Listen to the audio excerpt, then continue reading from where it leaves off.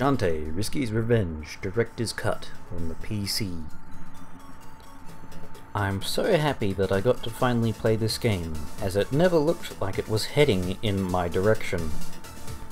Back in the days of the DSi, I constantly saw praise for this game online, and it was often compared to the Metroid series, which I was playing a lot of around that time, and had recently been tarnished. So you'd think I'd jump on the chance to play this game back then, right? Well, for starters, back then I couldn't afford a DSi, and as the 3DS eShop has shown me, I wouldn't even be able to purchase the game because it was never made available in Australia. Why? Well, I have no clue, as the game is available in Europe, so I'm guessing it didn't pass the classification board or something stupid. So even with the 3DS, I was unable to access such a highly praised piece of DSiware, until this version was released on Steam, that is. Of course, by now, Shantae Risky's Revenge Director's Cut has been out for over 6 months on Steam, but it went completely under my radar, and even once I bought the game, it made its way to the backlog for a couple of months. Shantae Risky's Revenge is an amazing game. There's no doubt in my mind that this game had earned its praise back in the day.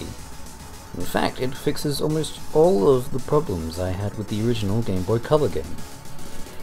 The hitboxes are functional, and everything felt so much more responsive. I felt that when I got hit, it was my fault, and not the game being a dick. There's now a map system, which is mediocre, but far more functional than the previous entry. There's no more instant death when falling into pits or spikes, so there's no need for a live system, and the game has you relying on save points instead. The dancing is heavily improved and simplified, although the removal of the warp dances didn't suit my taste. There's also far less grinding, and instead of regular items, there are magic items, which run off a magic bar, and are viable to use more often.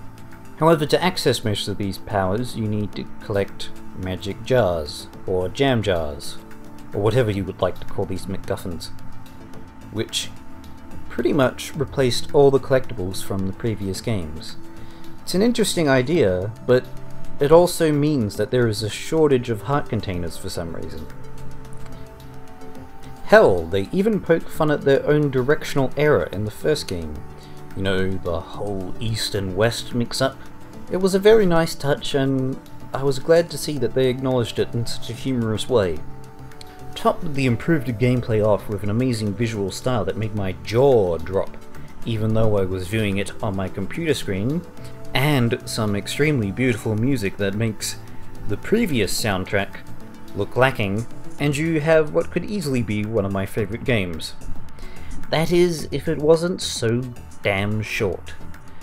It took me under 9 hours to complete the game, and while that may not seem so bad at first, when you notice the lack of dances, dungeons, and areas in general, it feels more like the first half of a game as opposed to a complete experience. It feels like such a waste, as other games, which can be completed far faster on average, like Super Metroid, offer a lot more content and power-up variety. Hell, you can spend ages in your first playthrough of Super Metroid, and even then it's highly likely you'll miss something. Risky's Revenge, though, just feels like half a game, and that's so disappointing since it also ticks so many of the right boxes. But even the first game had more content. It's like only receiving half of your burger/pizza. It's so delicious while it lasts, but the experience is over far too soon, and you're left wanting more. Overall, though, I will still recommend this game, especially if it goes on sale, which I believe it has at the moment. It's got a lot of replayability, and while it lasts, it's an amazing experience. I mean, just listen to this soundtrack, it's outstanding. Oh, and the whole forest and town sections having layers you can switch between is beautiful. It adds to the visual appeal of that area, and I think that may be one thing I'll miss from the sequel. And speaking of that sequel, let's hope it's longer than what was on offer here. That was the Shantae Risky's Revenge review. I'll see you next time. Goodbye.